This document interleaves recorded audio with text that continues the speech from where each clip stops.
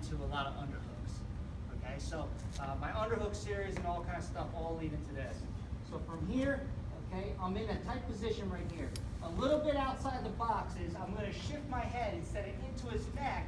I'm going to shift my head into his elbow to get space. Right here.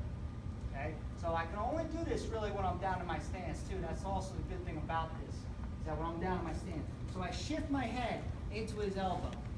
Now from here, as I'm shifting my head, I'm using my forearm on that far side to get space. Okay? I'm using my forearm to get space on the other side. A lot of guys kind of asked about Chris Perry, you know, in his hand fight with Howe. Okay? This is what we did to beat his hand fight. Okay? So if you have a heavy hand fighter, if you tend to get inside on a heavy hand fighter, they don't know what to do. They don't really know their elbow controls or anything. So if you're able to clear their tie and get back to your tie, okay, it's real beneficial.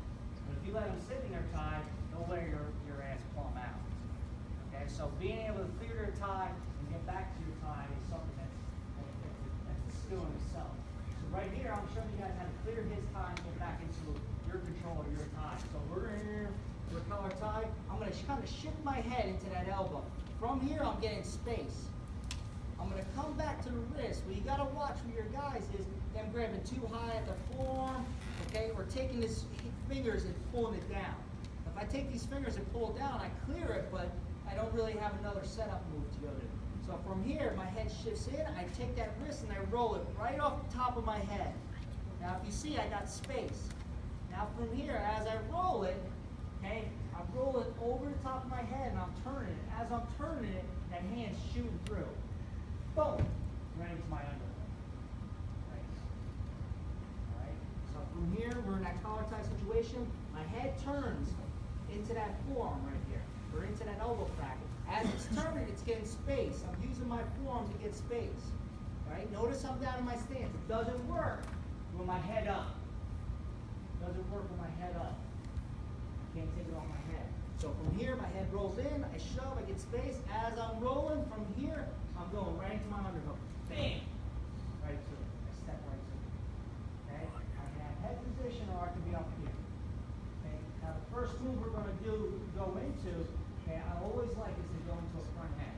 Because from here, it creates action. So from here, I'm going to take my leg that I'm leg with, I stomp. Okay? I can stomp. I don't even take my hand down off the head to show. I stomp, I pull back, and I snap. Right here. Alright? So even if I was on the right leg lead, when we collar tie or command up, I shift my head. Okay, I shift my head into that side. I roll that wrist off the top of my head. From here, bam! I grab that underhook. Alright, as soon as I take that underhook, I just show to his legs. I get that stomp. As I stomp, he pulls it back, I snap, and I get an angle. Here, snap, I move, bam, move. Okay? So come out, very corner, come out, here. They get a collar tie, your collar tie, here. Okay, how many times do you hate your wrestler going, get out of your ears? I shift my head into that elbow, roll it off, bam, get right to it. Okay, from that front head, I'm stomping that inside leg, you'll probably end up doing it.